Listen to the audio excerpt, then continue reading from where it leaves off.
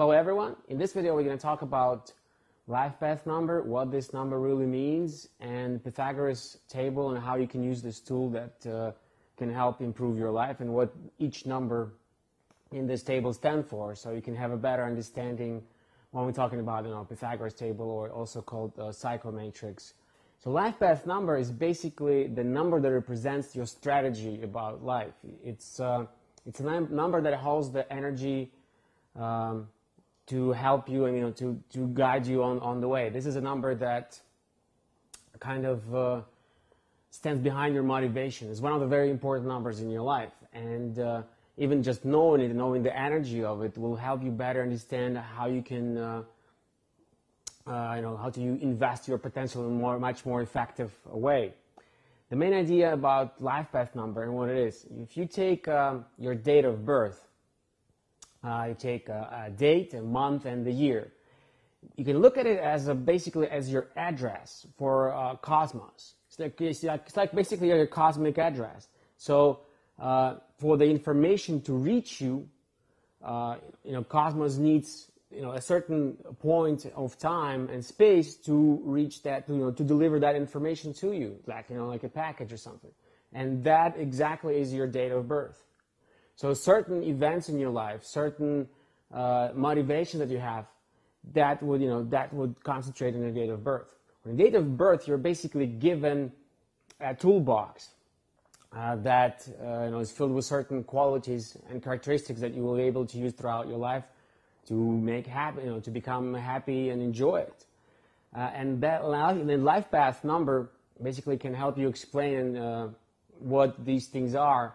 And will give you basically give you a key to self-discovery of your potential and how to be successful in life, to find harmony, to live a balanced life. Life path number itself is basically the sum of all the numbers in your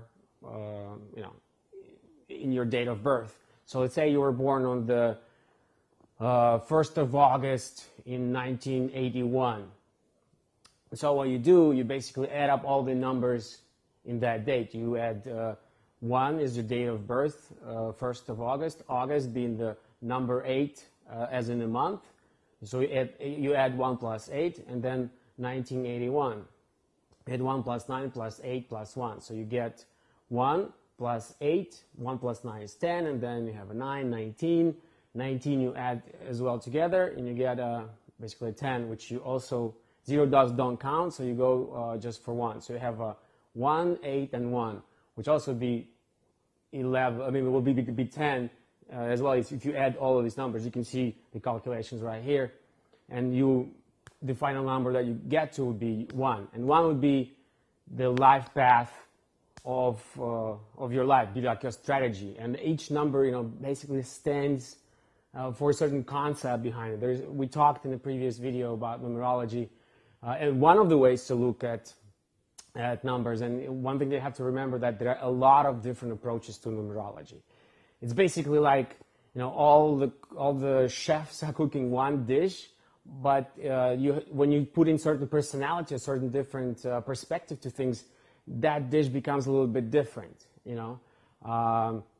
Each cook, each chef would have a different kind of lasagna or pizza or salad. I mean, even though the ingredients could be the same, but the result itself would be different. So you have to understand that numerology is a very dynamic system that can help you explain many things.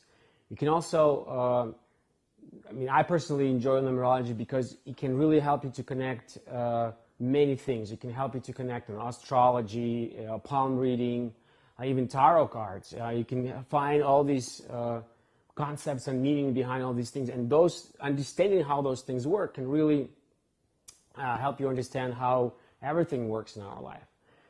So numerology life path number. It's basically the other way to look at the life path number is when you are born on the date of your birth. The surrounding environment, the cosmos, is vibrating on a certain frequency, and as you know, basically, human body is just a very unique set of frequencies. And so when you are born, that set of frequency of your date of birth will have a very strong influence on the way you think, on the way you motivate motivate your actions, about your desires and wishes, about your strong points and your weak points. And so knowing this, you'll be able to concentrate on something that you have a strong passion for and you have a strong support for. You have tools for that. And though for those things that you don't have a strong thing for, you might not even consider doing. Example would be like, there are a lot of different courses today, for business, for like law of attraction, you should go and get those things, and do. The thing is, it's not about doing something. It's about being in a certain state. It's more about, as I say a lot of times, it's not do to others as you want others do to you. It's be to others as you want them be to you. So, that's a much more important thing to reach happiness in life and reach harmony. So I hope you do understand, and I hope you have a slight understanding of what is Life Path Number is. In next videos, we will talk about each Life Path Number 1 through 9, and then we'll probably have some other videos about so-called master numbers, which are 11, 22, and 33, but that's another, basically, many schools don't agree on the 33 being a master number, for example, but still it exists, and we'll, I'll give you an explanation of what these numbers represent and what kind of energies stand behind them to understand them better. So once again, I would suggest we subscribe to see our future videos, check the website, look at the things that you can find. There's a lot of basic information, basic materials to help you, basically like a survival kit for free on the website. But if you want to go really deep, you want to really get to the core of the things of what causes certain problems in life, then we would suggest to, maybe looking at the seminars or video that we do on certain things, because those that have much more powerful visualization techniques or meditation techniques, as well as worldview concepts that need a lot more time and explanations, and would require like your willingness to an open mind to listen to them. I would like to finish with a story that I usually use when I'm telling people about a table of Pythagoras, or also called as psychomatrix. Table of Pythagoras is basically, as you can see right here, is basically a table with 9 slots, and each slot has a certain amount of numbers. It's basically numbers from 1 through 9. And each number, as we will talk in the future videos, has its certain energies and certain representations. And the amount of numbers also matter. So we all have these 9 qualities. Think about just certain life that basically all the qualities in life you divide into 9 numbers. And each number stands for something. And that kind of helps you to explain how things work. So to better understand how table of Pythagoras or psychometrics work, think of something like that. Think of a village with 9 different huts, like nine little houses, and each house has people living in it. Okay, and this is like not a modern village; it's a village long time ago, like ancient times, and people of the village have to go hunting. So the people of the village have to hunt, a big elephant, for example. Not a real elephant, just a big animal, like an elephant or dinosaur or something. And so, by understanding characteristics of each person who lives in that house, I think, will help you better understand about what energies stand behind each number. And then when you see a table of Pythagoras, it will give you an idea what these numbers stand for and how to use this tool in your everyday life for self-discovery or to analyze other people. I know that numerology is used in business to create very effective teams that can work together. That can help you in personal relationships to see what areas you lack, energy in, and what energies you need from another person, basically, so you can cooperate with your partner and on having an evolving relationship. So basically, people in the first village, in house number 1, would be those who would be the first to approach the animal. They would be the ones who would be throwing the spears, first going into attack. They would volunteer to to do things. The number one basically stands for the being the pioneer, being the first one to do, being the inventor, being the one, the leader, like the leader who goes first, who volunteers, who likes to be the first of everything. So basically, there'll be those who will be attacking on the first step. If you have a line of people, who's gonna do it? Number ones be those live in that house. They'll be like, we will do it. No, we will go find that and fight that animal, and we will throw all the spears. In this house number 2, you will have those people that would be bringing the spears to the number ones. They will be the ones who will be able to synchronize the energy from outside in order to create something. There is a female kind of type energy behind number 2. They would be more diplomatic. They would not like to be in conflict. They would be, that's kind of the energy of support. They would be the back door, for the number ones. They have that energy to give and for things to realize. Number 3, people who live in the house number 3, they will be the ones who are kind of like children, happy about life, but at the same time they have a very strong common sense. They have interest in many things, and they more like be like tactical officers in the hunt. They would know what to do. They kind of enjoy the whole process. They're not involved too much in it, but having kind of fun. 3 is you can meet a 3 in things like Holy Trinity. We divide things into past, present, and future. 3 is a very interesting number as well. We will talk more about life path at the 3 in the future. But just to understand, a brief explanation to the number 3s.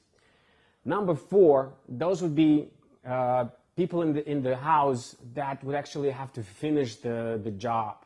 If the number 1s would be those who would throw the spears and get the animal to the point where the animal will die, basically. Number 4s would be the ones who would actually have to finish the job. They would actually have to cut the animal into parts and do all the boring work. They're the ones that are hard-working. Many people perceive like maybe a little bit boring, but they have their limits, but they need the job done. They're basically the finishers of the job, which is very important. They have that, also have a very physical energy, like a body kind of energy things. That would be number 4. Those people who live in that house in the village. Number 5, they would be the ones. Number 5, as you can see, there's right in the center of all the numbers. Number 5 will have a very good relationship with all the numbers. And number 5 be very good in PR and commerce. They would like to get people together, and that's like their idea, to get everything together, and then maybe even step aside and just to enjoy. That's their goal, is to change, is to be a kind of to travel, to have new experience. There is a reason why we have 5 fingers on our hands, because that basically stands for our ability to change the world. That's what number 5 kind of stands for. That would be those people who live in a village, in the house, number 5. Number 6 is a very actually kind of hard to explain number, a very unique number. Pythagoras called it as almost like a perfect kind of number. Because number 6, there would be people who actually will not even go hunting.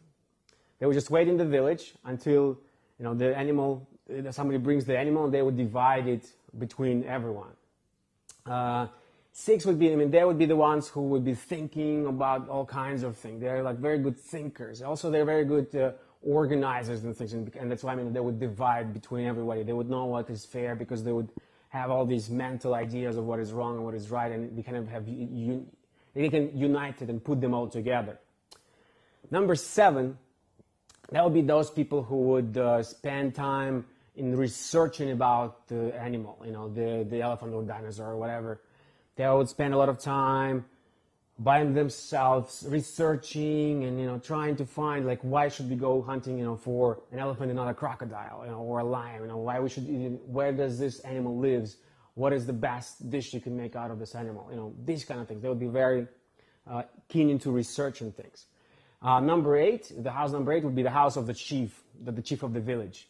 He would be the one who would like to control, be like a boss, of the village, which is very, very different from 1, even though those numbers are connected. Number 1 are those who are more into pioneering, inventing, like leadership stuff. Number 8 is more kind of be like traditional and controlling, and being the boss. But it's also very important to understand that each number has its positive and negative sides. Okay, so it's not as defined as you might think. So you have to really look into each situation and to figure out how to put it all together.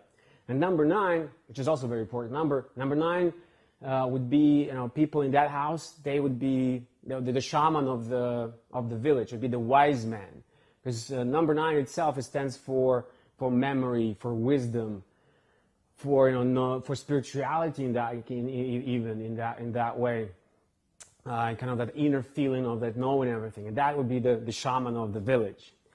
That basically is to give you an idea of what is Pythagoras table or psychomatrix, and to give you sort of an understanding of how you can already start using it. I mean, there are a lot of different numerology calculators out there. We hope to have one up and running pretty soon, so you can actually put in your date of birth and see your Pythagoras table and your life path number. So thank you for watching.